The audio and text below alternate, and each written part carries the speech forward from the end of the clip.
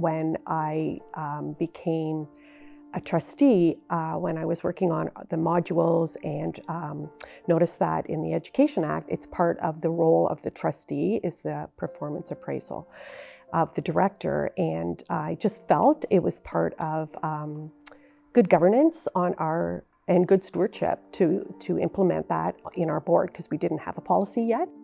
The Ontario Education Services Corporation is jointly owned by all school boards in Ontario. Our sole mission is to provide your board with high-quality and cost-effective solutions. One such solution addresses the important task of conducting a Director Performance Appraisal, or DPA. I think it's an essential component to defining what the relationship is between the board and the director. The board hires the director under the understanding that that director will lead the organization and achieve the goals that have been identified through whatever planning process the board uses.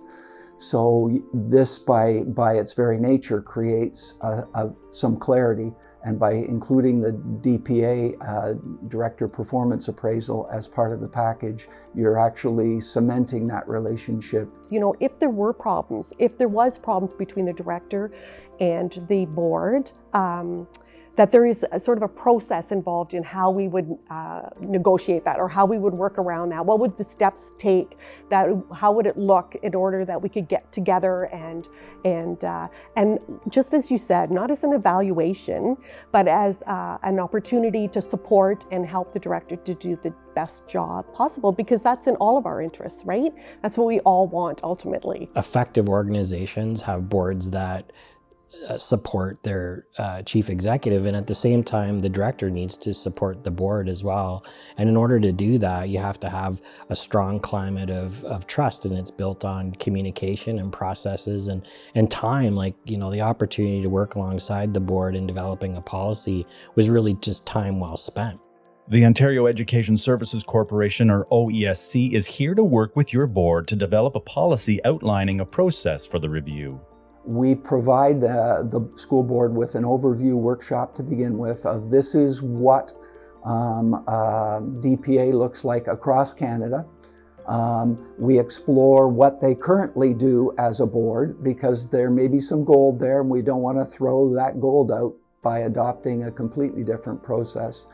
And then the third thing we look at is the OESC model and moving forward. And then we have a discussion with the board. Which of these items make sense to you? As an example, in the OESC document, there is the notion of a mid-year check-in.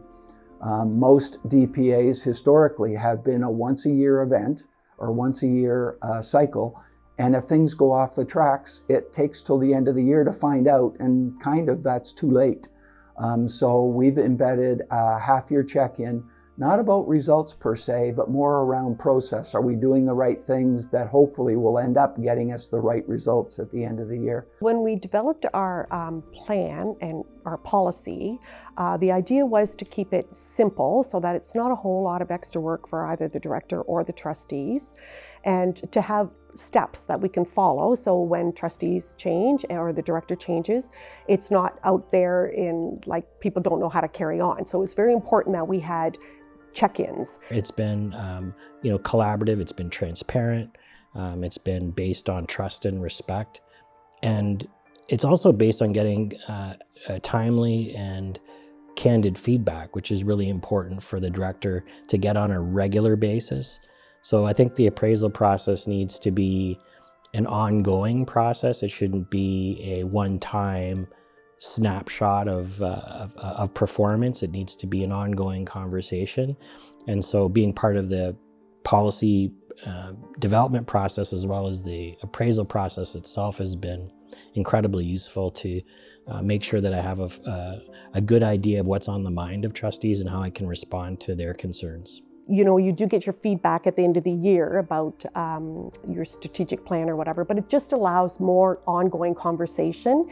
And I think as trustees, it's good for us to know where our strengths are, where our challenges are, how you're dealing with those through the course of the year, not just to find out the results at the end of the year. Another element that we often get feedback on, because every board is different, would be whether they choose to have a DPA committee, a smaller executive group, if you will, that manage the discussion with the director and set the direction and move forward. Again, with full consultation with the board, but the voice of the board is done through a committee, if you will, a smaller committee. That's one option, but many boards will say, no, no, no, DPA is so important and it's at the essence of what school boards are responsible for. Every trustee, every board member needs to be a part of that. And we can accommodate both. We've gone both ways multiple times. The Director of Education provides leadership that promotes student achievement and well-being, as well as the growth and success of the organization. Evaluating their performance is a significant assignment.